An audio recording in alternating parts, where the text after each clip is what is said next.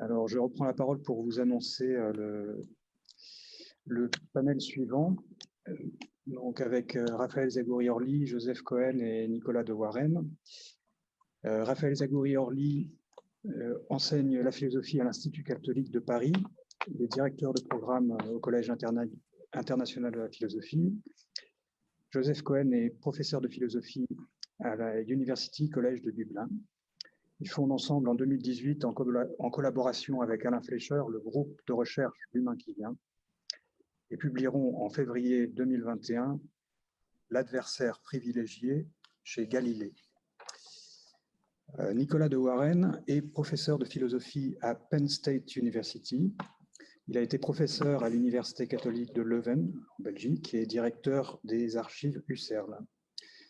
Philosophe reconnu mondialement et auteur de plus d'une soixantaine d'articles, il a publié ce qui est désormais considéré comme un classique dans les études phénoménologiques sur Husserl et la temporalité, intitulé Husserl and the Promise of Time, aux presses de l'Université de Cambridge. Il a remporté en 2013 une bourse européenne du Conseil européen de recherche scientifique pour un projet sur les effets de la Première Guerre mondiale sur la philosophie contemporaine. Et il publiera très prochainement un livre important intitulé Original Forgiveness aux prestigieuses éditions de la Northwest University. Voilà, je leur laisse la parole. Merci Olivier. Donc, Joseph et moi, nous présenterons un texte, une conférence commune. Je commencerai et Joseph suivra et éventuellement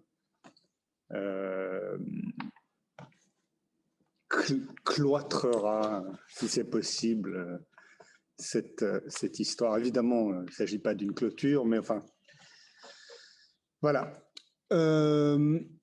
Notre approche de cet humain qui vient tournera autour d'une certaine analyse d'un phénomène, mais est-ce là un phénomène, de ce que nous pourrions nommer ici, pour le moment, je dirais, le mourant vivant.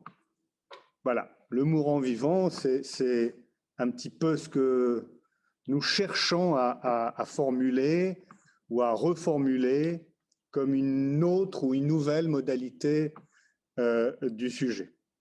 Nous engagerons notre réflexion à la fois depuis ce que peuvent signifier et la vie et la mort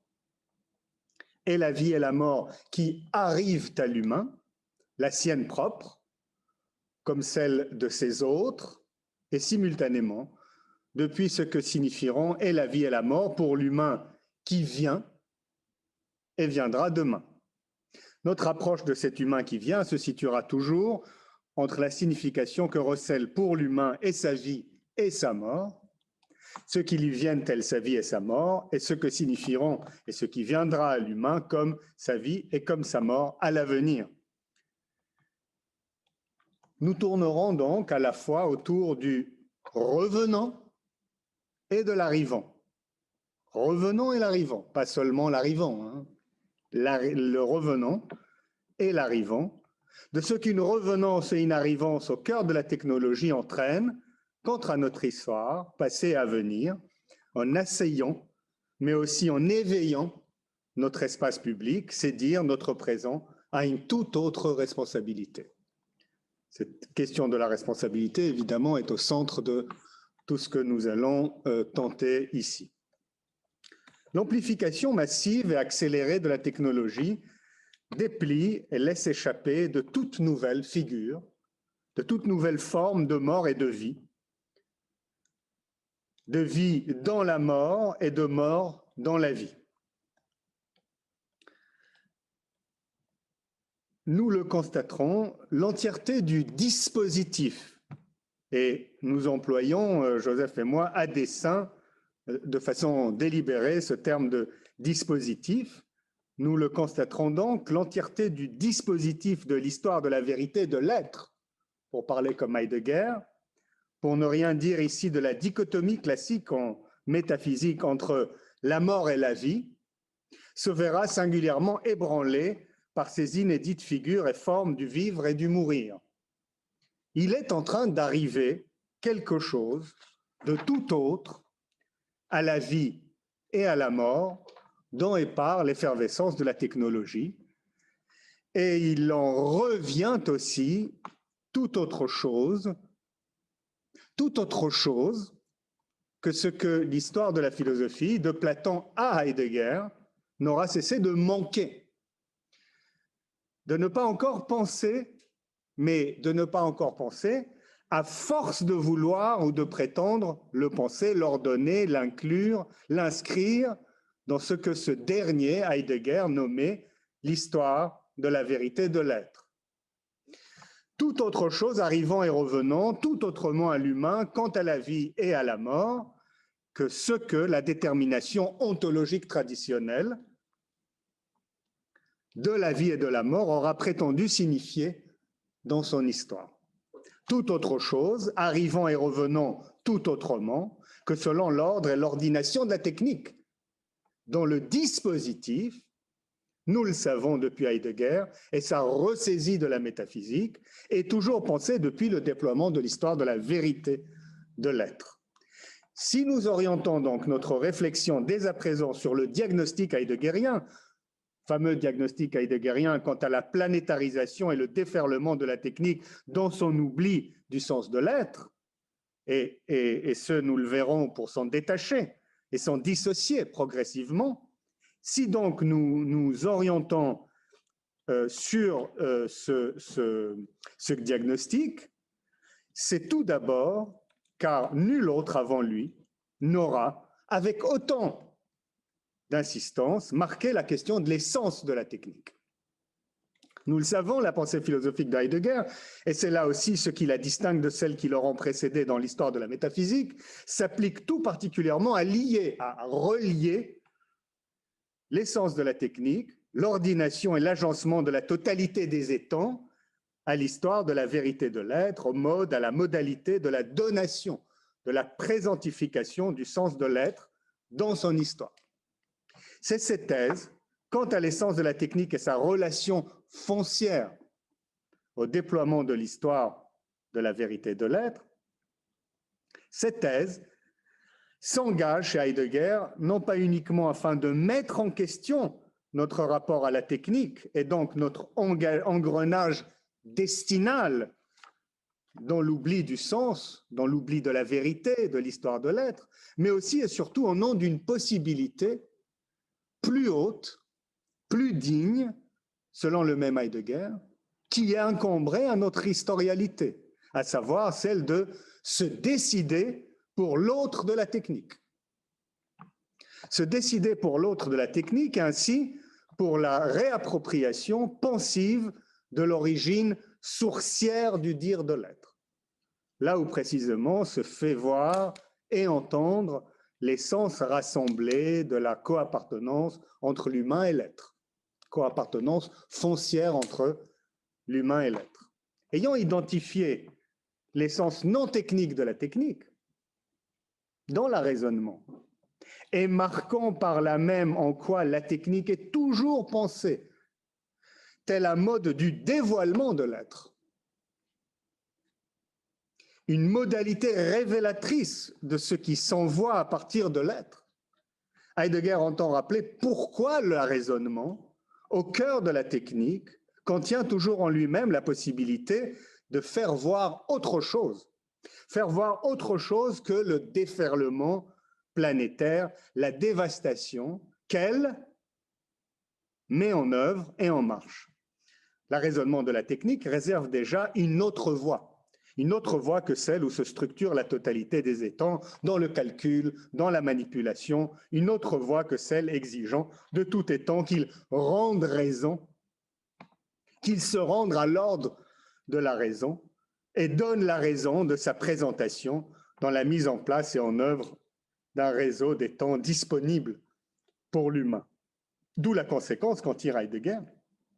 Alors que le raisonnement de la technique engage l'oubli ou l'oblitération de l'être, du sens de l'être, en commettant l'humain un abandon et une désertion de l'être, il se cache toujours la possibilité insigne de l'autre de l'étang, là où peut s'entendre et se voir ce qu'Heidegger nomme, et c'est très intéressant, c'est qu'Heidegger nomme l'appel libérateur.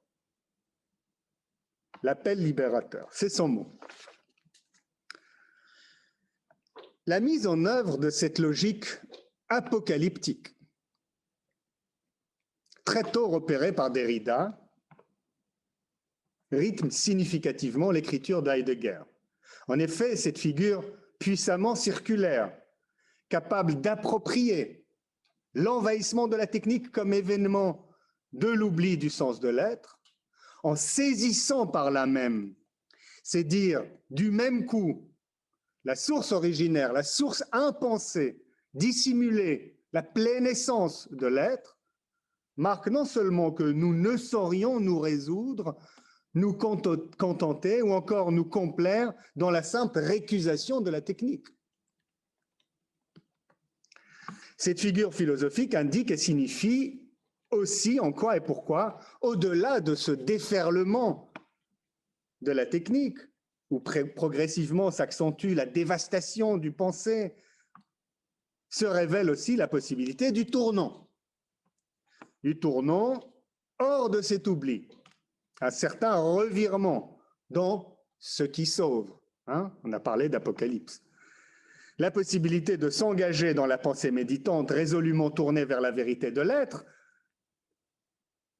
cache surtout cet autre dévoilement, écrit Heidegger. Dissimule ce en quoi la vérité se produit, se donne à voir. Nous voyons ainsi Heidegger situer l'entièreté de la technique, son déploiement, ce qui se ramènerait peut-être à ce que nous appelons aujourd'hui la globalisation en anglais ou en allemand, ou la mondialisation en français.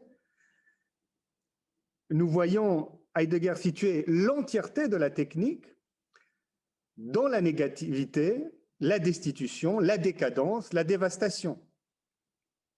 Or, Heidegger ne s'en tient pas uniquement à cette posture négative où la technique nous mènerait inaliénablement dans le danger ou le péril. Il voit dans ce danger et ce péril poindre la possibilité de retrouver, dans et par-delà la planétarisation de la technique, l'origine dissimulée du sens de l'être. Et il nous appartiendra, à Joseph et à moi, de questionner tout au long de cette réflexion le mouvement imperturbable de cette figure philosophique, d'où ce que nous avons appelé le dispositif, ce fonctionnement à maints égards surdéterminé, où toujours l'histoire est située et fixée dans la binarité et la dualité structurelle entre un pendant négatif et son revers positif, entre une pente dévastatrice et son envers libérateur.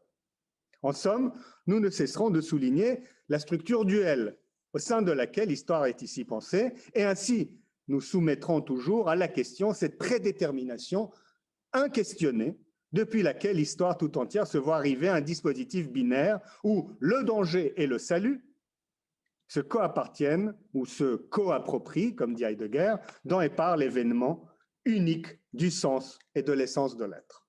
En ce sens, il nous appartiendra de questionner non seulement cette détermination de l'histoire et ainsi ce que nous avons nommé la surdétermination à laquelle est l'enjoint tout événement historique à n'être que le ressort d'une pensée unique et unifiante, mais aussi et par là même en quoi cette même détermination, voire surdétermination, ne cesse de rattraper. C'est une discussion que nous avons eue avec Nicolas dans le passé sur le fait d'être, Heidegger serait ici rattrapé par une hypertechnicité, cette surdétermination de l'histoire ne cesse de rattraper la pensée de Heidegger en la révélant telle une hypertechnicité de la compréhension de l'histoire et de ses événements. En effet, alors que cette pensée prétend s'évader de ce qu'elle nomme la planétarisation dévastatrice de la technique, dans la tâche de se recueillir au sein d'un sens libérateur et salvateur de l'histoire de l'être, nous verrons en quoi et pourquoi une certaine forme de réappropriation technique refait surface et réapparaît dans la prédétermination essentielle de ces événements historiques singuliers. Et nous le verrons aussi dans la compréhension de celle-ci, que celle-ci suppose de la signification prétendument authentique de la mort et de la vie de l'humain dans l'histoire. L'histoire témoigne-t-elle uniquement, voire dépend-elle seulement de cette binarité structurelle entre sa dévastation et la possibilité d'une salvation? L'histoire ne commande-t-elle pas une toute autre modalité du pensée? C'est dire une toute autre modalité du pensée où la singularité des événements qui adviennent dans l'histoire et qui se voient multipliés par la technologie aujourd'hui, on appellerait à la fois une suspension de la binarité foncièrement déterminée entre danger et salut, entre décadence et libération, entre chute dans la dévastation du sens et retrouvailles de la pleine essence du sens, tout en marquant en quoi chaque événement singulier produirait des revenances et des arrivances de significativité, chaque fois inédites et imprévues dans l'histoire elle-même. Heidegger n'engage jamais le pas au-delà d'une appropriation binaire de l'histoire. En effet, l'histoire de l'être est tiraillée sans fin entre danger et salut, entre déchéance, destitution, dévastation et son autre. L'appel dans un séjourné, au creux et au cœur d'une pleine essence de l'être, là où se dévoilerait le revers ou l'envers secret de ce qui se manifeste et qui revêt une signification originaire de l'authentique déploiement de l'histoire. Alors, sans sombrer dans une appropriation dialectique, l'entièreté du dispositif heideggerien est scindée entre la déchéance du Dasein dans le on et son rapport engagé et foncier et à chaque fois sien à son propre être pour la mort, et ainsi complètement rivé à la possibilité d'une certaine décision, celle de s'ordonner en direction du sens de la vérité de l'être, depuis lequel l'histoire se donne toujours tel un envoi, une destination, une donation de l'être même. Cette économie binaire, structurellement déterminée entre inauthenticité et authenticité, et où vérité de l'être ne cesse de se donner dans l'ordre de sa manifestation, tout en se réservant et se dissimulant à lui, organise l'appropriation de l'histoire chez Heidegger. Et Heidegger ne le dirait jamais ainsi, mais nous ne trahirons pas le fond de sa pensée en traduisant les choses de cette manière. Par-delà la mort, par-delà l'authenticité, et dans et par une confrontation sans réserve à la mort, qui seule demeure capable d'échapper au règne de l'inauthentique, et par conséquent à la dévastation et la déchéance de la technique, surgit et survient le don de l'être. Serait-ce là l'institution et la confirmation d'une économie structurelle au cœur de l'analytique existentielle de Heidegger? C'est la question qu'on pose. Ne serait-ce pas là l'institution et la confirmation d'une structure profondément classique qui en viendrait à happer la percée qu'Heidegger prétendait ouvrir dans son analyse existentielle et dans la réappropriation qu'elle suppose de la technique vers l'autre de la technique, le sens de l'être. Là où il y a le danger, là où il y a danger, là aussi croit ce qui sauve. La phrase de Hölderlin, là où il y a danger, croit aussi ce qui sauve.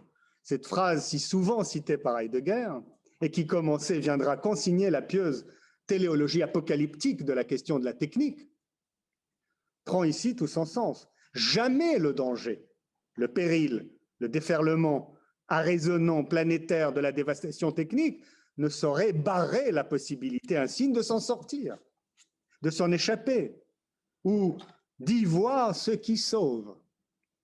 Or, voici que nous voyons poindre notre question. Que signifiera ici sauver, s'en sortir, s'en échapper, et pour aller où? Et au nom de quoi? Au nom de quelle loi et vers quel avenir? Pourquoi le salut et la possibilité du salut sont-ils uniquement circonscrits au séjour dans la vérité de l'être?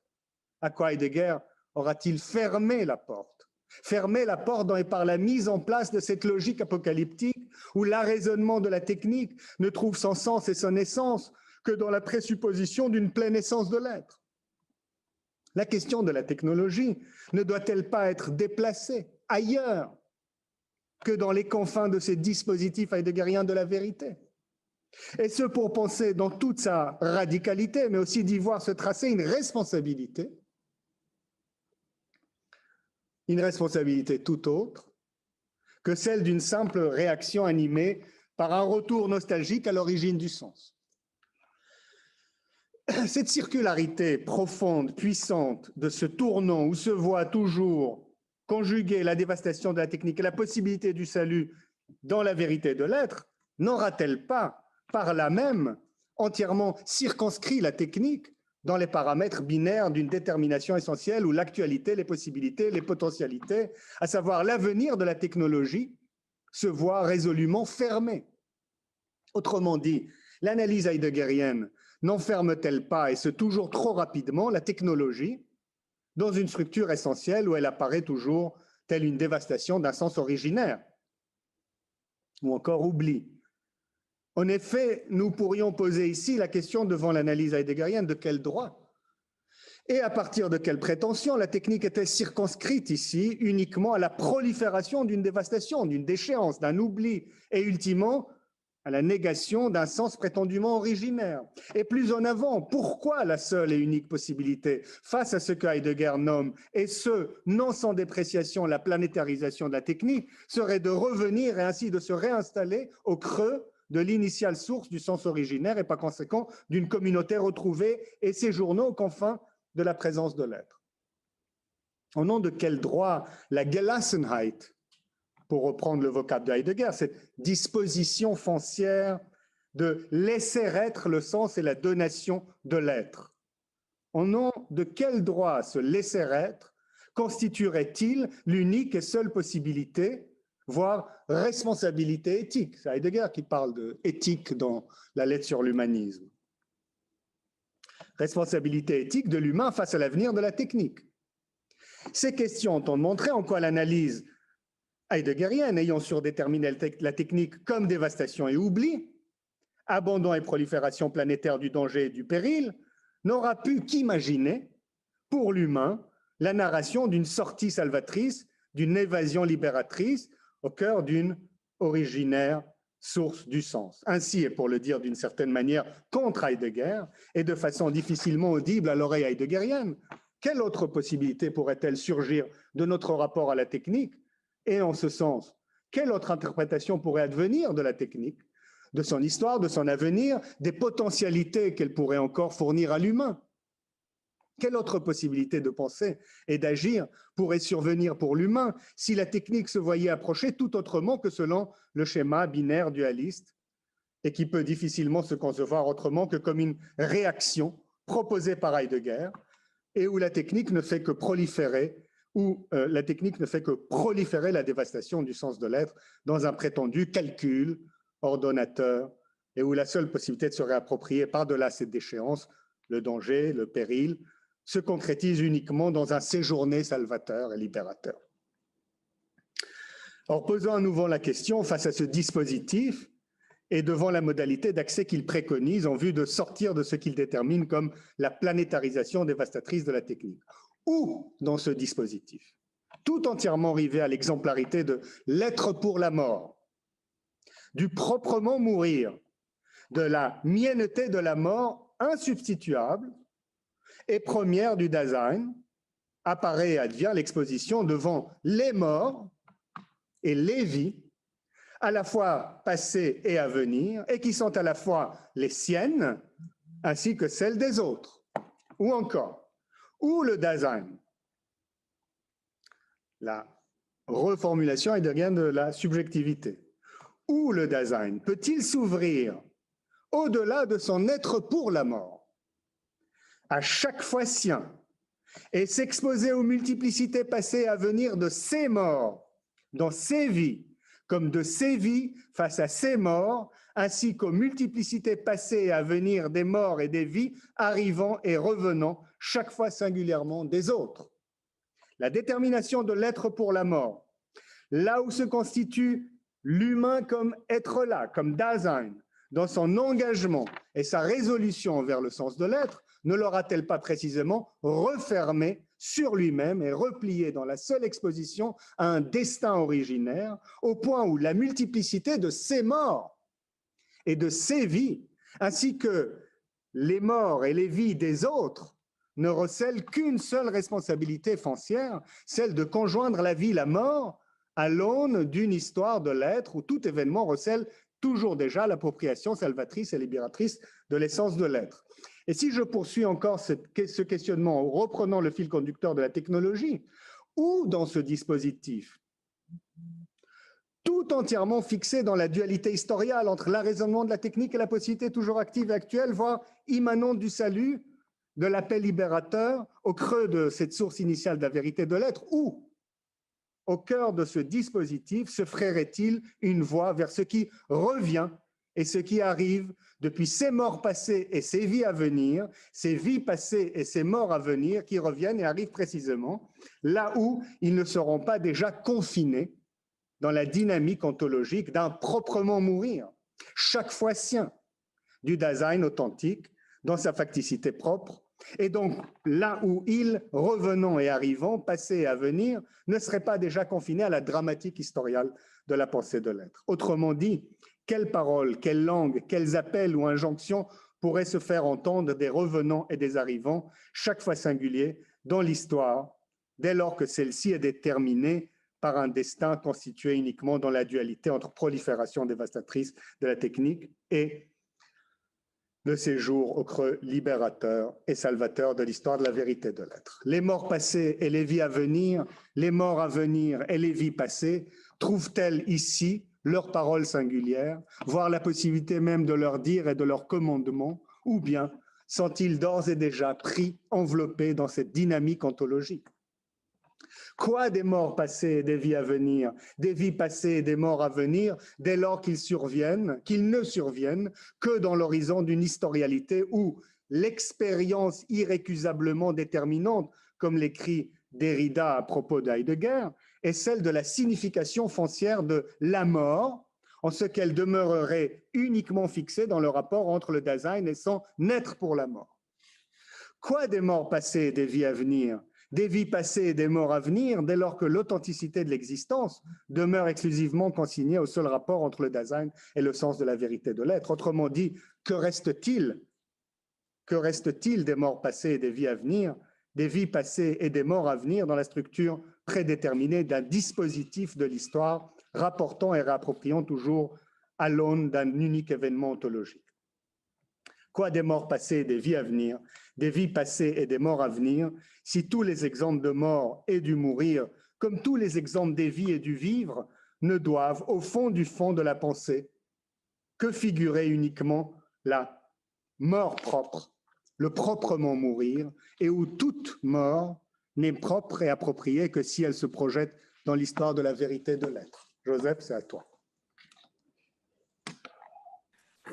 Donc, l'humain qui vient n'est-il pas celui qui se doit de faire face à la multiplicité de ce qui lui revient de son passé et de ce qui lui advient dans son avenir, précisément ailleurs que dans la détermination eschatologique apocalyptique d'une histoire de l'être préalablement déterminée par la distinction et la différence binaire entre l'authenticité et l'inauthenticité de l'existence humaine. En effet, nous avançons ces questions, car ce dualisme que nous analysons ici à partir du dispositif heideggerien est puissamment répandu dans les discours philosophiques dominants de notre contemporanéité. Aujourd'hui, il semble, et ce, même chez les auteurs et penseurs les plus critiques de la pensée de l'être de Heidegger, que ce dualisme, ou alors une de ses variantes possibles, par exemple, entre d'un côté l'accélération toujours accrue de la technique et la proposition d'instaurer une décélération pour la contrer, ne cesse d'irriguer les discours quant à la technique et la technologie. Cependant, et telle est notre proposition, ne faudrait-il pas, afin de s'exposer et de questionner la technique ou la technologie, de se départir entièrement d'un tel binarisme? Ne faudrait-il pas précisément sortir et chercher ou rechercher des philosophèmes autres que se structurer et encadrer dans un tel binarisme? Rechercher des philosophèmes autres que se structurer et encadrer dans le binarisme entre le désert qui croît et ce qui sauve, tout entièrement structuré par une eschatologie déterminée du sens de l'humain, en ce qu'il serait correspondant de l'essence unique, unitaire, rassemblée, unifiée de l'être, entraîne et ouvre non seulement à la possibilité de repenser le nom de l'humain qui vient, son nom, mais aussi et par là même de revoir la disposition et l'exposition de cet humain face à la vie, la mort, comme disait Derrida.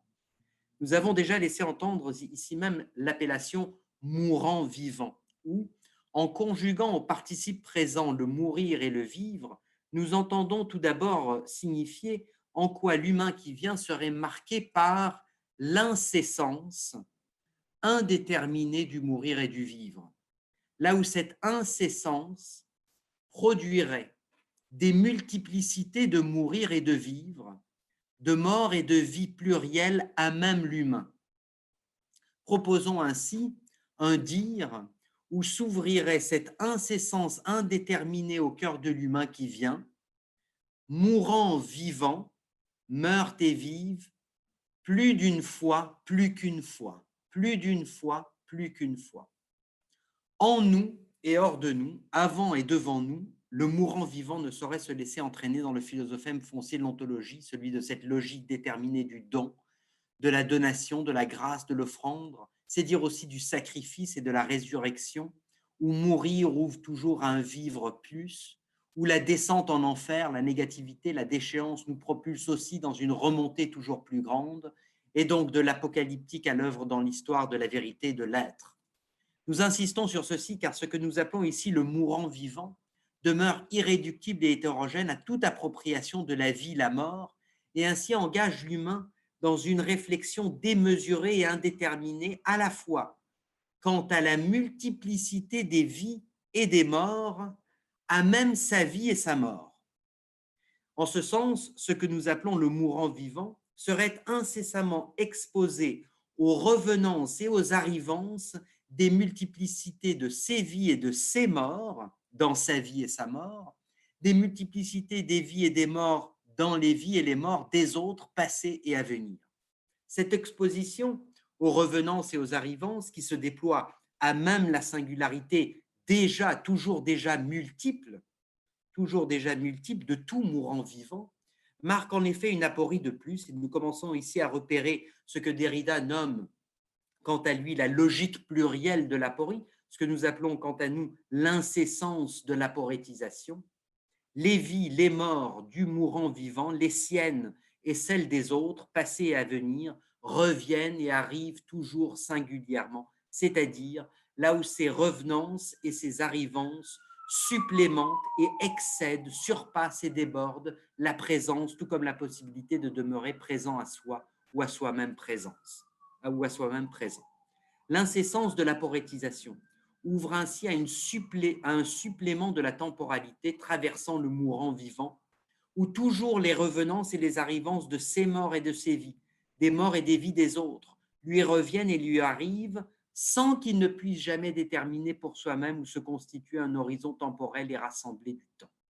Le mourant vivant se verrait entièrement insufflé par une incessante aporétisation où, loin de l'immobiliser et de le rassembler avec soi-même, l'ouvrirait et ne cesserait de l'ouvrir aux revenances et arrivances des multiples morts et vies, les siennes et celles des autres. L'ouvrirait et ne cesserait de l'ouvrir à une certaine disjonction irréductible du temps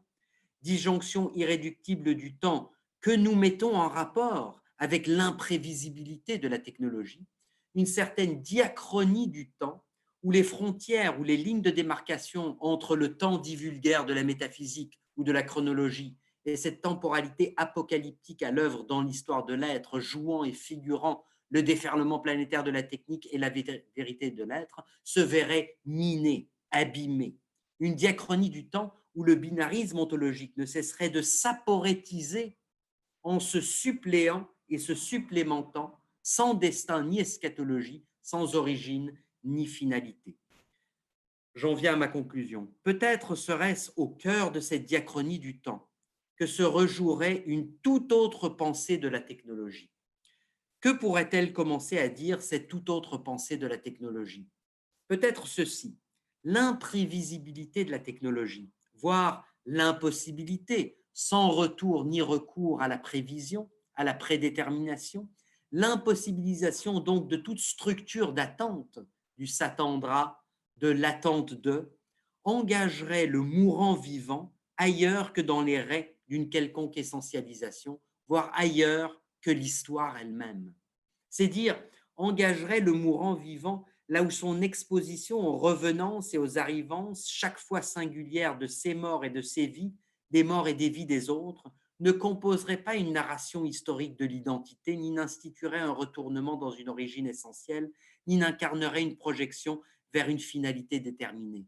Au cœur de cet engagement sans projet du mourant vivant, dans la technologie désidentifiant tout lieu, toute base ou tout fondement de telle ou telle subjectivité, se verrait exposé peut-être à une redéfinition de ce que veut dire à la fois mourir et vivre, hériter et se projeter, en l'exposant tout entièrement à un singulier devoir, celui d'incessamment rendre justice aux multiples revenances et arrivances de ses morts et de ses vies, des morts et des vies des autres, revenantes et arrivantes chaque fois singulièrement.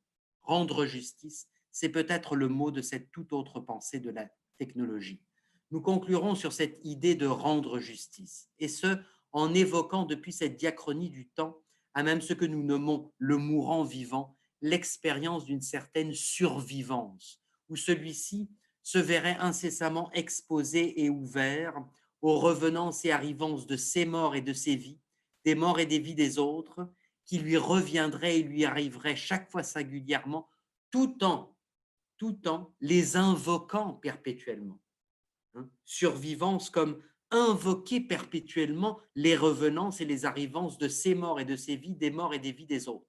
C'est là une expérience puissamment indécidable qu'il faudrait voir à l'œuvre dans le mourant vivant où exposé et invoquant les revenances et les arrivances de ses morts et de ses vies, des morts et des vies des autres, ne cesserait de produire et reproduire des apories plurielles et chaque fois singulières quant au soi, quant à l'autre, et notamment quant aux distinctions binaires et duelles entre inauthentique et authentique, entre présence et absence, entre possible et impossible, entre identité et différence, voire entre l'humain et l'inhumain.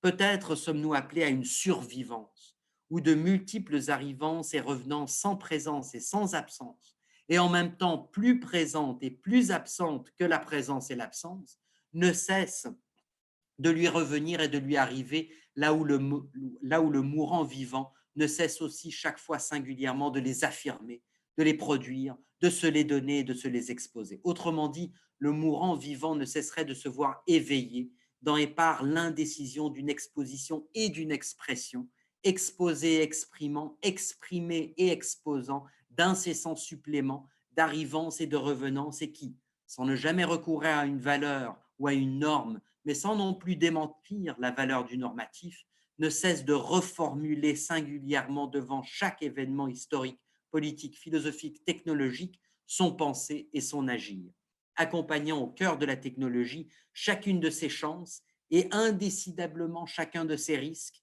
L'agir du mourant vivant ne cessera ainsi de supplémenter à la fois ses chances et ses risques, en exposant chaque fois, pour chacune de ses chances et chacun de ses risques, plus d'une aporie. Depuis quelle loi? Eh bien, depuis la loi du plus d'un, c'est dire l'incessance d'un inventé, où se proliférerait toujours plus d'une singularité chaque fois que se déploient et ses chances et ses risques. Plus d'une singularité à inventer au cœur de la technologie, comme s'il y allait toujours de la singulière invention d'un agir hypercritique, capable à la fois d'accompagner sans retenue le déploiement de la technologie, tout en exigeant que ce même déploiement affronte et se mesure toujours à plus d'une aporie apposée chaque fois singulièrement à chacun de ses risques comme à chacune de ses chances. Il y va là, dans l'incessance de cette aporétisation indissociable d'une perpétuelle invention, à même le déploiement irréversible et imprévisible de la technologie, non plus d'une exigence d'en arriver à la vérité de la technologie ou à l'essence de la technologie, au sens où il y aurait une vérité initiale ou originaire à laquelle il faudrait revenir ou retourner, mais bien plutôt quelque chose comme un désir de justice devant ce qui arrive et revient au cœur de la technologie, au mourant vivant. Je vous remercie.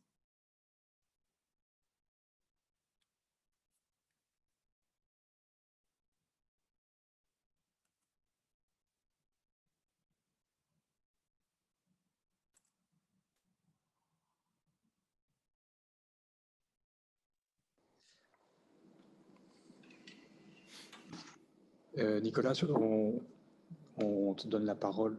Voilà. Merci Olivier.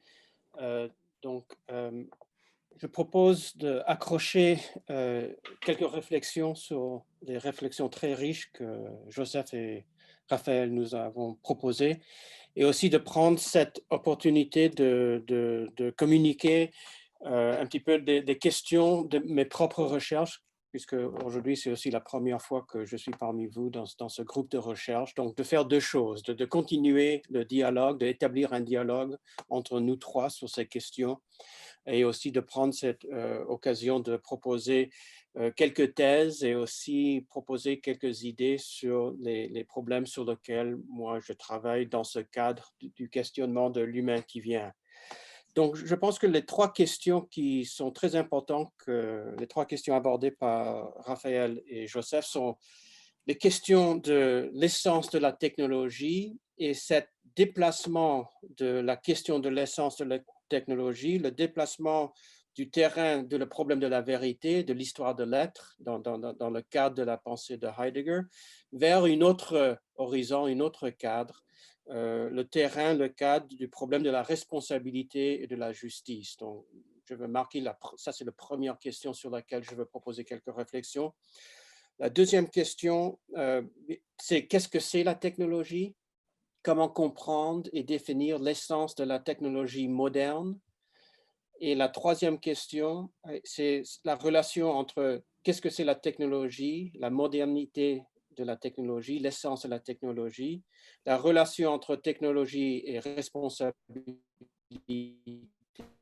une autre justice, et la question de la vie, de la mort, et de cette idée très riche que je pense a été introduite dans la réflexion de Raphaël et Joseph sur le survivant, le revenant. Donc ça, c'est les trois motifs que je veux aborder dans mes propres réflexions. D'abord, je veux commencer avec deux propositions très, très larges. Première proposition, c'est, disons, deux propositions historiques.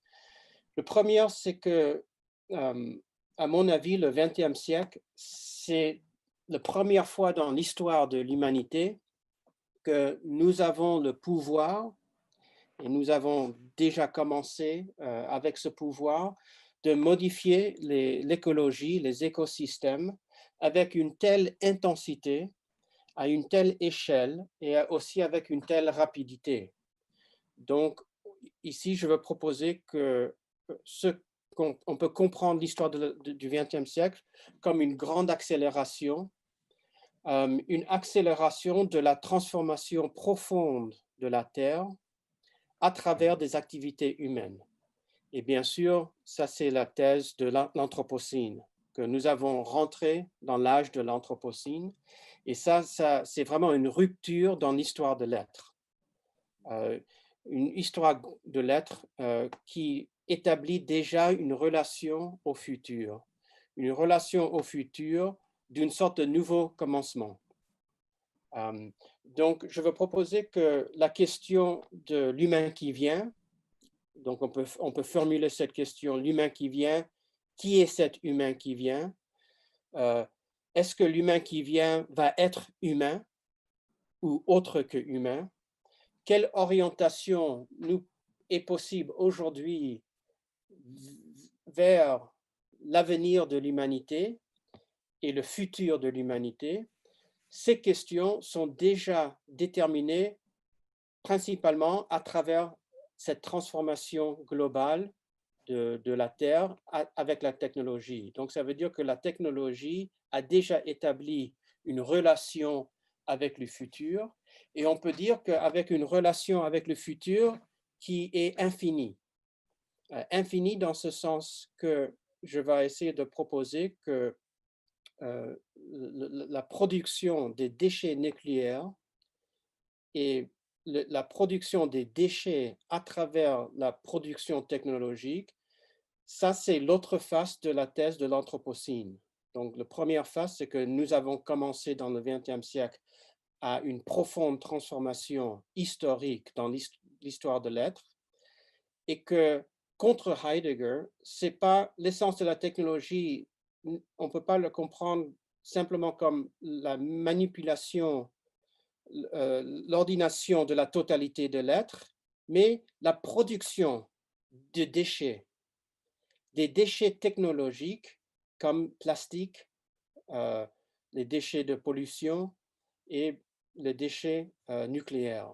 Donc, je vais proposer que la production des déchets marque une transformation dans la condition humaine. Et donc, le deuxième constat que je veux proposer, c'est comment comprendre le sens de cette transformation de la Terre à travers la technologie. On peut le marquer avec ce nouveau phénomène des déchets. Et ça, c'est en corrélation avec cette transformation de la condition humaine. On peut dire que nous sommes rentrés dans une condition où ce que nous définit, ce n'est pas Homo faber, l'homme qui fabrique des choses. Ce n'est pas Homo sapiens, l'homme qui peut avoir une connaissance des choses.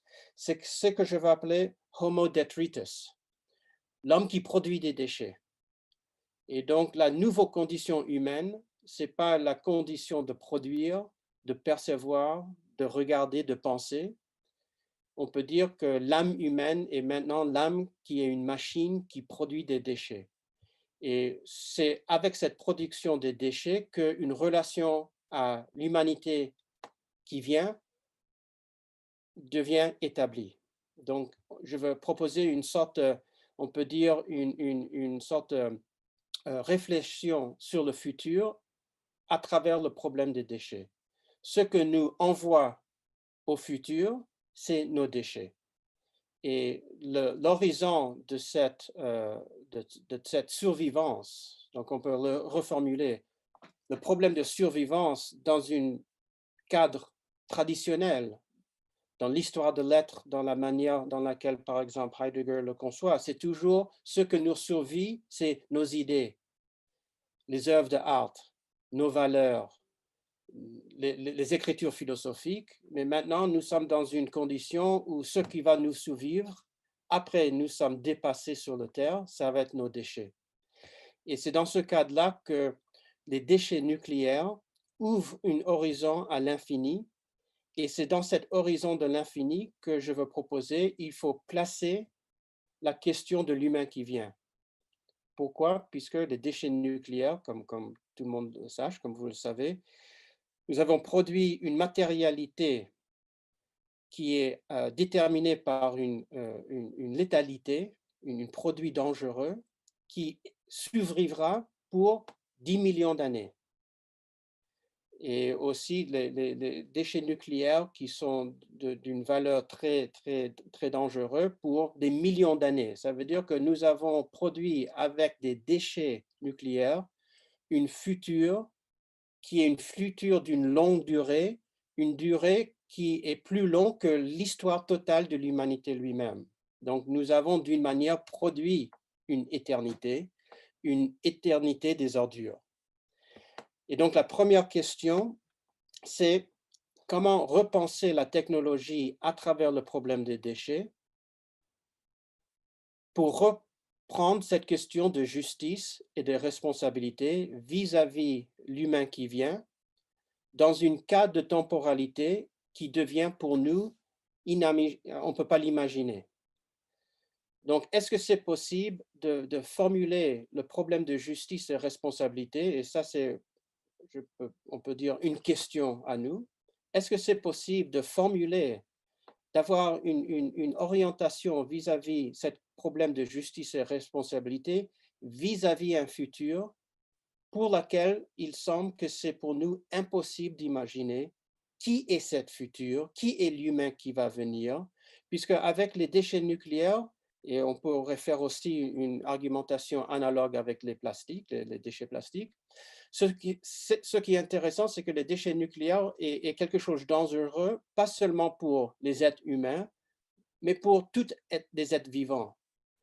Donc, si on veut essayer de communiquer au futur que ce que nous avons produit est dangereux, le problème de communication, ce qu'on appelle en anglais nuclear semiotics, donc le problème, comment est-ce que c'est possible aujourd'hui de communiquer avec une humanité qui vient et aussi tous les autres êtres humains qui vont venir pour leur avertir qu'ici, il y a quelque chose de dangereux. Et ça, c'est une question de responsabilité qu'on ne peut pas divorcer du problème de communication.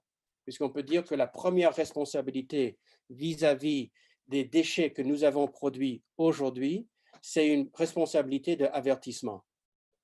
Mais le cadre de l'avertissement à ce danger n'est pas un cadre pour proposer comment on peut se sauver, mais comment on peut se protéger de ces choses que nous avons produites. Et ça veut dire que c'est un problème de justice. Et maintenant, on a vraiment un problème très difficile, puisque, comme j'ai proposé, les déchets nucléaires, c'est quelque chose de dangereux, pas seulement pour les êtres humains, mais pour tous les êtres vivants. Et si les déchets nucléaires nous survivront pour des millions d'années, ça veut dire que l'horizon du problème de responsabilité vis-à-vis de l'humain qui vient est aussi une responsabilité pour tous les êtres intelligents qui peuvent venir sur la Terre. Ça veut dire qu'on ne peut pas anticiper que dans 10 000 ans, les êtres humains auraient la même capacité cognitive et linguistique que nous avons aujourd'hui. Et la responsabilité absolue vis-à-vis ces déchets nucléaires, c'est aussi une responsabilité pour tous les êtres intelligents qui pourraient être ou qui pourraient arriver sur notre Terre. Donc ici, je veux proposer qu'il faut repenser le problème de responsabilité et langage à travers cette possibilité impossible. Comment avertir un futur où on ne sait même pas dans quelle langue ce futur qu'on va essayer d'avertir, quelle est cette langue qu'ils vont parler. Et on ne peut pas même dire que c'est une langue humaine. Donc, une chose que je suis en train de travailler, une sorte de théorie, c'est de comprendre le problème de l'avertissement dans le cadre du nuclear semiotics, donc des sémantiques nucléaires, à travers des analogies de problèmes de traduction avec des êtres non humains. Ça veut dire qu'on ne peut pas commencer par croire que nos langages aujourd'hui sont suffisants pour adresser le futur, mais on ne peut pas comprendre quels sont les langages du futur. Donc, ça veut dire que la position du futur vis-à-vis aujourd'hui nos efforts d'avertir au danger de nucléaire, c'est analogue au problème de la traduction avec un langage qu'on ne comprend pas. Et donc, pour comprendre comment communiquer à une future où on ne peut pas imaginer dans quelle langue on pourrait être reçu, je suis en train de comprendre comment aujourd'hui on suis en train de traduire des langages qu'on ne peut pas comprendre des autres êtres vivants, des langages des oiseaux, des langages des animaux, etc., etc. Et aussi de regarder dans des œuvres de science-fiction, par exemple dans ce film Arrival, qui est basé sur une petite histoire de Ted Chiang, cette imagination dans la science-fiction de contact avec des êtres non terrestres, où le contact, c'est toujours un problème de traduction. Donc, le problème de responsabilité comme problème de traduction où on ne sait pas dans quelle langue il faut être traduit dans le futur. Le deuxième aspect de ce problème de avertissement comme manifestation de responsabilité pour le danger que nous avons produit aujourd'hui pour l'humain qui vient, qui inclut tous les êtres vivants, avec laquelle on pourrait rentrer en communication, c'est aussi de se demander, et c'est quelque chose que Raphaël et Joseph ont abordé dans leurs propos, qu'est-ce que c'est qui constitue un danger? Donc, une chose qui est très frappante, et je pense que c'est quelque chose que Raphaël et Joseph a vraiment marqué, il y a dans Heidegger, mais aussi dans beaucoup des autres penseurs, une obsession avec le problème du danger. Et toujours, il faut marquer qu'il y a un danger pour avoir une narrative du salut. Mais il y a vraiment une question très fondamentale que philosophiquement, on n'a vraiment pas posée, c'est qu'est-ce que c'est un danger? Dans quelles conditions est-ce que c'est possible de savoir ce qui est dangereux et ce qui n'est pas dangereux? Et ici, je suis en train de développer une théorie du danger où je veux proposer que d'un côté, il n'existe pas quelque chose comme un danger absolu. Ça veut dire qu'il n'y a pas un danger que tout le monde pourrait être d'accord que ça, c'est quelque chose qui est dangereux. On voit ça avec le pandémique de COVID-19 aux États-Unis, qu'il n'existe pas la perception collective que c'est un danger. Et ça veut dire que la manière dans laquelle nous percevons ce qui est dangereux est jamais absolue. D'une manière phénoménologique, on peut dire qu'il n'y a pas une phénoménologie du danger. On ne peut pas établir la donnée ou la donation sur laquelle on peut savoir ce qui est dangereux. Ça veut dire que ce qui est dangereux est toujours déterminé par un système de classification des choses dangereuses. Et donc, c'est toujours à propos d'un système culturel. Donc, d'un côté, il n'existe pas quelque chose de dangereux absolu, mais de l'autre côté, je veux proposer qu'il n'existe pas un danger qui est simplement produit par une culture. Donc, ça, c'est l'antinomie, le paradoxe. Il n'existe pas un danger absolu, mais le danger n'est pas absolument simplement culturel. Et ici, je veux simplement remarquer que l'œuvre de l'anthropologue anglais Mary Douglas sur le problème de purity and danger, il y a un problème analogue, il n'existe pas de ordure absolue. Ce que pour nous est une ordure, c'est quelque chose qui est hors classification, qui ne rentre pas dans un système de classification, puisque les ordures, ce qui est sale, ce qui est impur, est toujours inscrit dans un système symbolique, mais ça ne veut pas dire qu'il n'y a pas vraiment des choses qui sont dangereuses et qui sont pourries. Et donc, je vais essayer de proposer une théorie du danger, et pour le dire très, très rapidement, pour repenser le danger dans ce paradoxe. Il n'existe pas un danger absolu, mais le danger n'est pas absolument quelque chose construit par une culture. Je vais essayer de proposer qu'il y a trois conditions pour constituer quelque chose comme dangereux. D'abord, des conditions de létalité, de la matérialité des choses. Deuxièmement, la condition ce qu'on peut dire une condition de susceptibilité, donc la possibilité que quelque chose qui est dangereux m'affecte, c'est une sorte de condition d'affectivité, et que ces conditions ne sont jamais en accord les uns avec les autres. Ça veut dire qu'il peut y avoir des choses qui sont matériellement létales, dangereuses, mais s'il n'y a pas une affectivité, s'il n'y a pas une manière de savoir, de percevoir quelque chose qui est dangereux, c'est quelque chose que je ne ressens pas comme dangereux. Donc, il faut avoir des structures comme des institutions, des organes de perception qui ne sont pas les miennes. Et je donne un exemple, c'est le pandémique de COVID-19. Le virus, ce n'est pas un danger qu'on peut percevoir. Il n'y a pas une donnée phénoménologique pour le voir. Donc, ça veut dire c'est à travers des institutions et des cadres de savoir, des dispositifs, qui nous dit que quelque chose qui est invisible est dangereux. Et donc, ça veut dire que la perception humaine du danger est toujours structurée par quelque chose qui n'est pas humain. Ça veut dire des classifications de la société, etc. Donc, le problème, c'est que si on veut avertir le futur pour ce qui est dangereux, il faut en même temps communiquer les institutions et les structures sociales dans lesquelles le futur pourrait percevoir ce que nous percevons comme dangereux. Donc, il faut avoir pas simplement un problème de langage, mais aussi des institutions. Et ici, c'est vraiment une question impossible.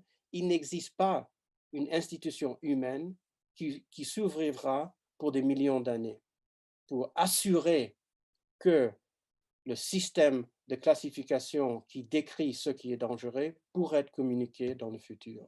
Donc, encore une autre paradoxe. Troisièmement, pour compléter un peu ces réflexions, Donc, premier problème de avertissement, langage, traduction.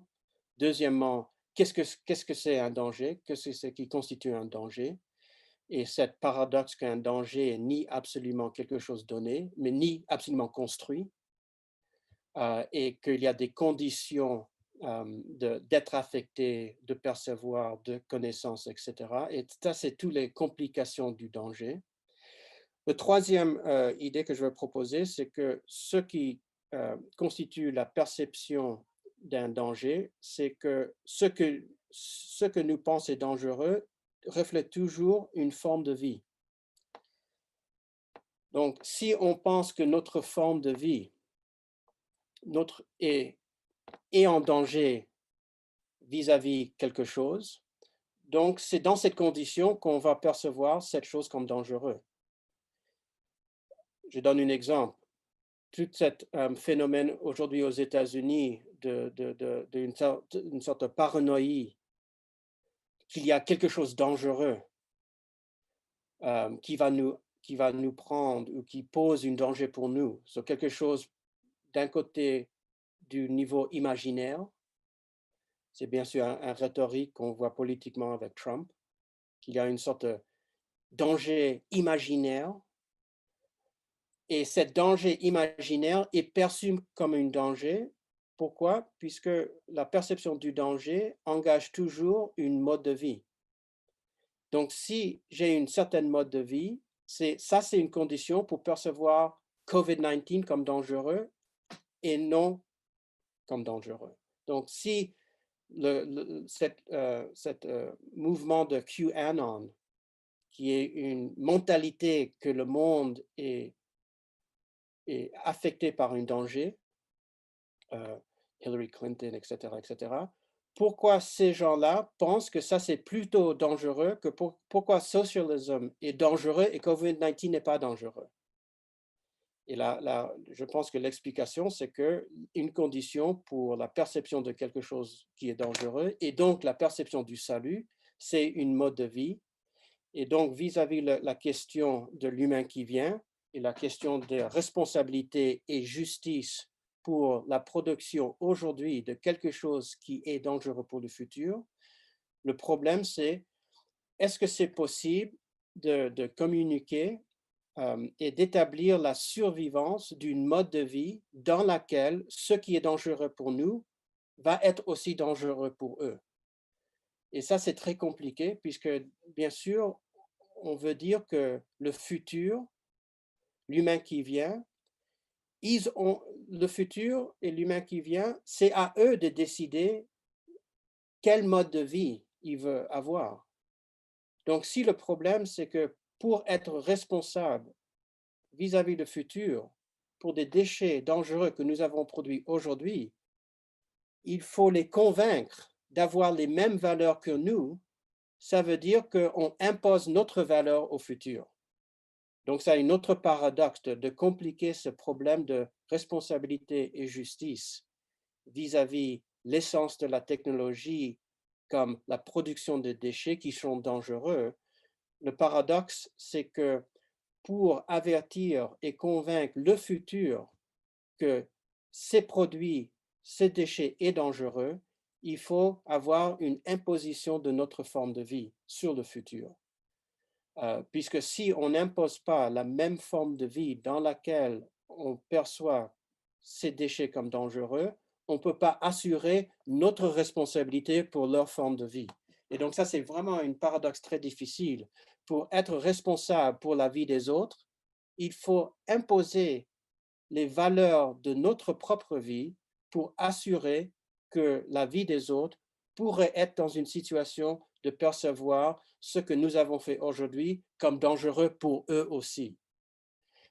Et je vais terminer donc mes réflexions avec un résumé de ces trois paradoxes.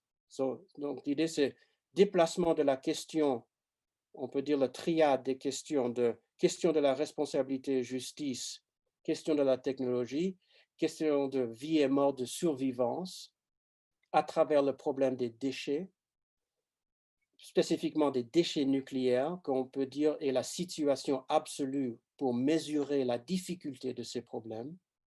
Donc, c'est un effort de calibration des difficultés de ce problème de justice et responsabilité vis-à-vis l'humain qui vient. Les trois paradoxes, c'est est-ce que c'est possible de parler à l'humain qui vient où on ne peut pas présupposer qui va venir, dans quelle langue l'humain qui vient va parler. Deuxième question, est-ce que c'est possible de communiquer effectivement un avertissement que ce que nous avons produit est dangereux pour eux? S'il n'existe pas un danger absolu, ça veut dire qu'il n'existe pas une donnée absolue du danger, mais il n'existe pas aussi un danger qui est simplement construit. Donc, c'est ni quelque chose construit, ni quelque chose donné. Et troisième paradoxe, si la perception, ça veut dire de prendre au sérieux quelque chose est dangereux, est toujours inscrit dans une forme de vie et ses valeurs, nos valeurs, donc est-ce que c'est possible de communiquer au futur que ces choses que nous avons produites sont dangereuses sans l'imposition de nos valeurs? Et ça, c'est la paradoxe de la responsabilité. Pour être responsable pour la vie des autres vis-à-vis les dangers que nous avons produits, il faut imposer les valeurs dans lesquelles on peut assurer que le futur vont percevoir les mêmes dangers. Et ça, c'est une sorte de paradoxe. Avec ça, je vais terminer, pas pour terminer la discussion, mais pour commencer dans une autre voie, la voie dans laquelle les réflexions de mes amis Raphaël et Joseph, nous avons commencé. Avec ça, je termine.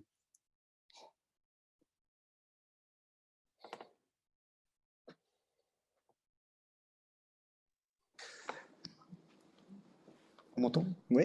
Parfait. Merci beaucoup pour ces trois interventions. Je ne sais pas si, pour l'instant, on n'a pas de questions directes. Mais moi, j'ai une question pour Nicolas. Je t'en prie. J'ai une question à la fois peut-être qui nous permettra d'engager la discussion entre nous en attendant le public qui vient, s'il vient, mais aussi parce que c'est vraiment la question que je me pose. J'ai été évidemment très intéressé, impressionné, mais très intéressé par tout ce que tu as dit, Nicolas, et très intéressé par cette nécessité que tu as déployée de penser au-delà, ailleurs que dans l'ordre de la dichotomie danger-salut. Et donc, à travers la question, qu'est-ce qu'un danger? Qu'est-ce qu'un danger?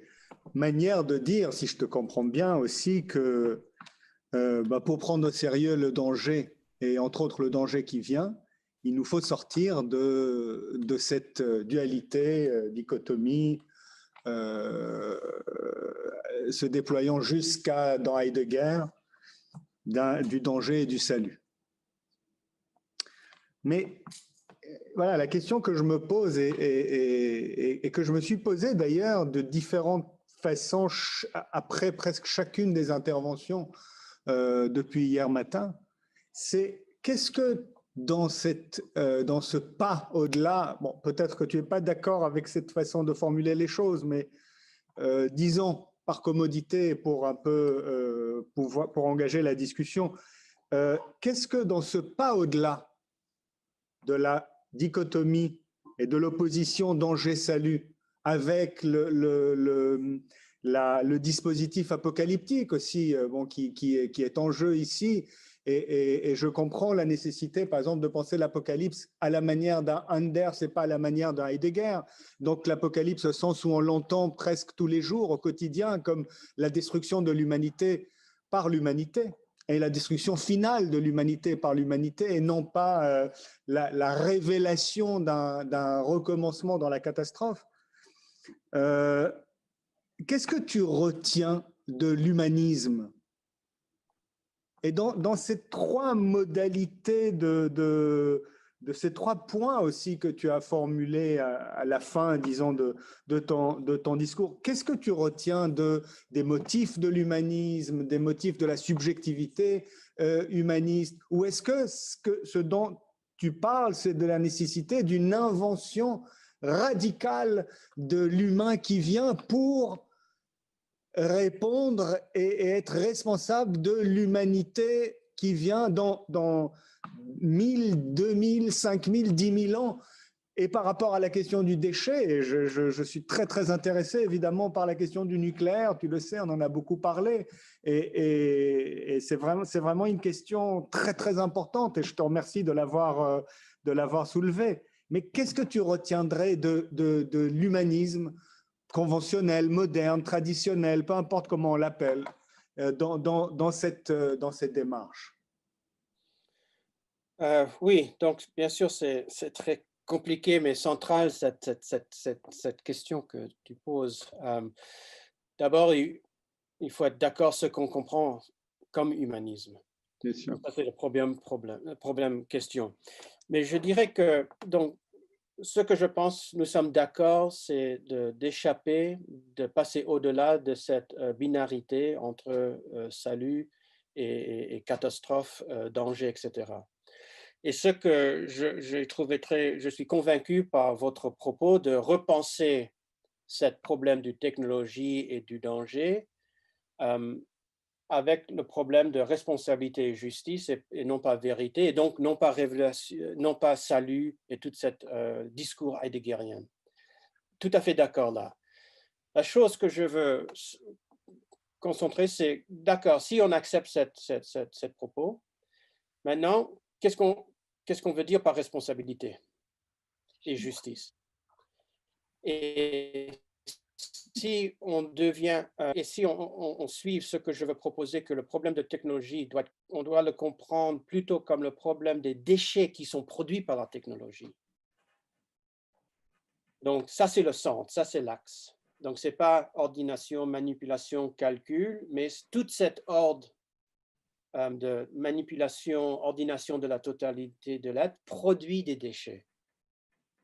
Et ça, c'est la chose qui est spécifique de la modernité de la technologie. C'est qu'avec cette mobilisation des ressources de la Terre avec la technologie moderne, on produit quelque chose d'une manière qui n'est pas utilisable, qui est hors de la technologie, mais qui vraiment est le centre de la technologie. Donc maintenant, je veux joindre les 2 points. Donc, qu'est-ce que ça veut dire de penser le problème de responsabilité et justice, non de vérité, comme une position de repenser le problème du danger, où maintenant, on comprend le danger comme les dangers qui sont produits par nous-mêmes à travers la technologie, les déchets nucléaires, plastiques, etc. etc. Maintenant, la question de l'humanisme, pour moi, je dirais que l'humanisme, c'est la valeur de la responsabilité, la conscience de la responsabilité pour quelque chose que nous avons produit sans avoir voulu le produire. Puisque l'autre chose qui est intéressante avec les déchets, c'est un produit non intentionnel. Personne ne veut produire des déchets. Mais les déchets se produisent. C'est un peu comme, on peut dire que c'est une sorte de Heideggerian S-GIP. Il y a des déchets.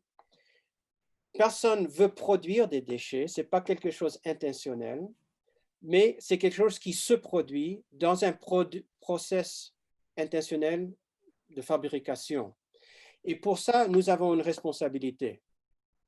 Ça veut dire que nous avons une responsabilité pas pour les conséquences de nos actions, mais pour le déchet qui est produit par les moyens qui nous établissent des conséquences. C'est aussi une conception très intéressante que nos responsabilités pour des déchets, ce n'est pas la même chose comme des responsabilités pour des conséquences. Parce qu'une responsabilité pour une conséquence, c'est toujours si je veux faire quelque chose avec ce moyen, soit je réussis ou je ne réussis pas, il y a un problème de responsabilité. Mais les déchets qui sont produits par le moyen de fabriquer des technologies pour faire des choses, ce n'est pas la même chose qu'une conséquence qui est réussie ou pas réussie par ces moyens. Donc, il faut repenser la responsabilité, pas sur le modèle de conséquences réussies ou non réussies, mais par quelque chose qui est toujours non réussi. Ça veut dire que c'est impossible de ne pas produire des déchets. Et donc, si on insiste sur cette question de ce qui reste de l'humanisme, c'est le problème de responsabilité et donc le problème de justice. Maintenant, pour moi, les choses deviennent difficiles dans la manière que j'ai essayé d'établir que maintenant, le problème de responsabilité devient comment est-ce que c'est possible d'être responsable pour des choses dangereuses si on ne peut pas assurer le moyen de communication avec l'humain qui vient. Si le problème d'avertissement, puisqu'on peut dire que ce n'est pas le problème du salut, c'est le problème d'avertissement. Si j'ai produit quelque chose de dangereux, j'ai une responsabilité d'avertir le futur. Et maintenant, le problème, c'est que si, comme j'ai proposé, il n'existe pas une donnée absolue de quelque chose de dangereux, et c'est aussi pas quelque chose de construit, il y a ce problème. Et le troisième problème, c'est ce problème de vie et mort, c'est que les valeurs dans lesquelles c'est possible de percevoir quelque chose comme dangereux doit être aussi communiqué, imposé au futur. Donc ça, pour répondre un peu plus directement, je dirais que pour moi, la question, ce n'est pas s'il reste un humanisme ou pas. Ce qui reste, c'est un nouveau défi pour le problème de responsabilité et justice, non pas vis-à-vis un passé originaire, mais vis-à-vis, on peut dire, une future originaire. Oui, bon. À toi. Je peux y aller? On a le temps, non? On a 5 minutes, vas-y. Ok, merci beaucoup, Nicolas, c'était très intéressant et je vois, c'était très très captivant, Raphaël l'a souligné, et je vois vraiment un lien qui pourrait se tisser. J'aurais beaucoup de choses à dire. D'abord, je pense, juste à titre d'indication, je pense que ce que tu viens de souligner sur la conséquence, c'est-à-dire le problème de la conséquence, on ne conçoit pas le déchet comme une conséquence de ses actes, mais comme une espèce de conséquence de la conséquence qui déjoue la logique même de la conséquence. Ça, je pense que, si je peux me permettre, ça, je pense que c'est une des clés pour comprendre ou pour essayer de formuler le langage et l'institution que tu souhaites formuler pour le futur qu'on ne connaît pas, pour les générations à venir devant lesquelles nous n'avons pas de langage et nous n'avons pas d'institution. Je crois que c'est une des clés. Je crois qu'il faut déplier à fond ce problème parce que c'est loin d'être évident. On penserait intuitivement que oui, les déchets, ça s'inscrit tout à fait ou ça peut s'inscrire dans une logique conséquentialiste. Et je pense que travailler ce problème-là aura un effet et peut-être une espèce de solution sur ce que tu veux formuler, un langage pour l'avenir, une institution pour l'avenir qui ne serait pas l'imposition de nos normes ou de nos valeurs et qui pourrait prévenir ou avertir sans simplement tomber dans la narration d'un salut ontologique ou autre. Donc ça, c'est parenthèse. Ce que je trouve très intéressant dans ce que tu as proposé à la suite de ce que nous avions nous-mêmes tenté de déployer, ce que je trouve très, très intéressant, c'est cette idée que le problème de la justice comme responsabilité, langage, institution, hein, c'est cela qui devient l'altérité.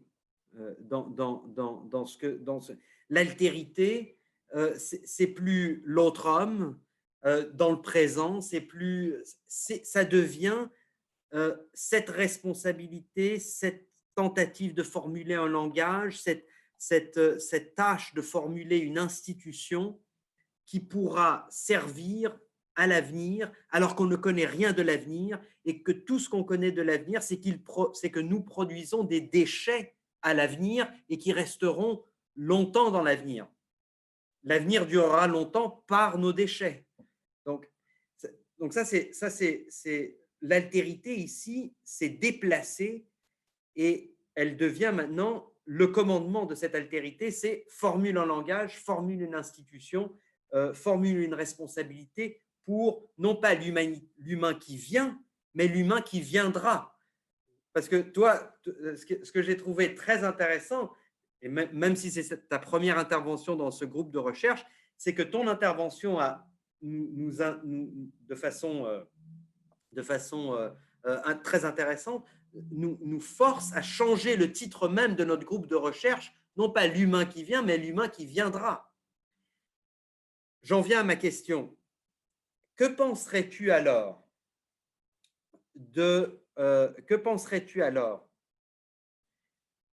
Et je comprends bien que pour toi, on se situe vraiment à la croisée entre le présent et l'avenir, ou entre le présent et le futur. Que penserais-tu alors de cette proposition que nous avons essayé de formuler, Raphaël et moi, sur cette idée, à partir de cette idée de la survivance?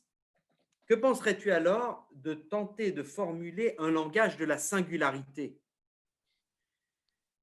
Et je vais m'expliquer là-dessus, car si on comprend la singularité dans sa détermination, enfin dans sa définition mathématique, à savoir ce moment où le système actuel s'effondre, hein, cette espèce de grain de sable qui arrive et qui fait effondrer un système existant, déterminé, actuel. Le moment de singularité, l'instant de singularité en mathématiques, c'est toujours cet instant où il y a un décalage et donc un effondrement du système existant. Un langage de la singularité signifierait donc non pas l'avertissement ou la prévention qui inévitablement, et de la manière dont tu formules la chose, inévitablement seraient des valeurs et des normes que nous donnerions pour des générations futures. Peut-être que rechercher un langage, rechercher une institution devrait en passer par la formulation d'une logique de la singularité sans contenu de valeurs ou de normes, sans même de forme comme valeur ou norme, mais qui devrait trouver sa source, en tout cas sa possibilité d'expression ailleurs que dans la valeur et la norme, et qui exigerait précisément, peut-être que ce serait notre première clause, exigerait de chaque avenir de formuler la responsabilité, le langage et l'institution pour dire son danger. Mais en maintenant l'idée transversale dans le temps qu'il n'y a pas de danger absolu, mais en même temps qu'il n'y ait pas de danger absolu veut dire qu'il y a toujours du danger. Parce que, je ne sais pas si je me fais comprendre, mais moi, ce que j'ai trouvé très intéressant dans ce que tu disais, qu'il n'y a pas de danger absolu, ça veut dire, OK, il n'y a pas de danger absolu, mais ça veut dire qu'il y a toujours du danger. C'est que le danger est toujours actuel, toujours là, toujours devant nous, face à nous. S'il y avait un danger absolu, ce serait plus facile, finalement. S'il y avait un danger absolu, on pourrait incorporer une narrativité du salut, ce serait beaucoup plus facile. Alors qu'il n'y ait pas de danger absolu, ça veut dire que justement, il y a toujours du danger.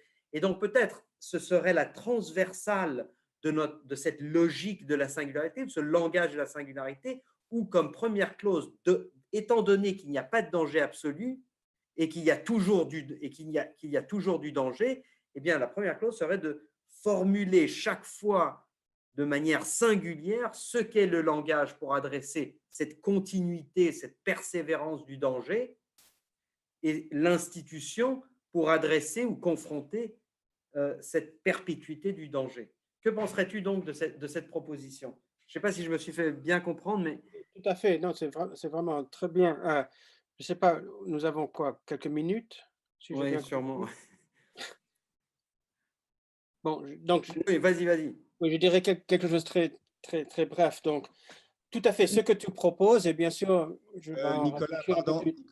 pardon, c'est juste, il y en a globalement, hein, il y en a 3 minutes, donc voilà, essayons d'être très… OK. Je suis désolé. Donc, je dirais que c'est pour une discussion à venir Oui. entre nous pour continuer. Oui. Mais ce que tu proposes, donc je vais y réfléchir un peu plus, mais c'est vraiment dans le sens dans lequel je veux aller. Ça veut dire que d'abord, formuler ces trois paradoxes pour éviter, sans avoir conscience, que toutes nos décisions pour être humaniste dans le présent, responsable vis-à-vis le futur, est vraiment une anti-humanisme, dans la mesure où laquelle nous imposons des valeurs, des normes, etc. etc. Oui. Donc ça, c'est une autre formulation, une autre manière de formuler pourquoi il faut commencer avec ces paradoxes. Puisque c'est possible que nous sommes le danger, nous sommes le vrai danger, dans la mesure où on veut prétendre sauver le futur de nos dangers, pour reprendre ça. Et l'autre chose que je dirais très brièvement, c'est que une chose qui est aussi compliquée, c'est que tout à fait, on veut établir, on veut établir une manière de penser où la singularité de la constitution de danger est mise dans les mains du futur. Ça veut dire on ne donne pas au futur. Tout à fait. Et peut-être cette manière de passer à travers la singularité de l'événement, de cette cadre que toi et Raphaël est en train de développer, c'est quelque chose qui va nous assister à penser théoriquement comment on peut comprendre cette situation paradoxe. Ça veut dire, c'est aussi un paradoxe. On commande le futur sans les commander. Mais le problème là, avec les déchets nucléaires spécifiquement, c'est que, et je termine avec ça, par exemple, si on pense du film de Tarkovsky, Stalker, je ne sais pas comment en français, de Zone en russe. Là, c'est vraiment cette chose intéressante qu'il y a quelque chose qui est dangereux, qui est autre, c'est l'altérité de quelque chose qui est dangereux, mais ça pourrait être que c'est aussi quelque chose qui nous sauve.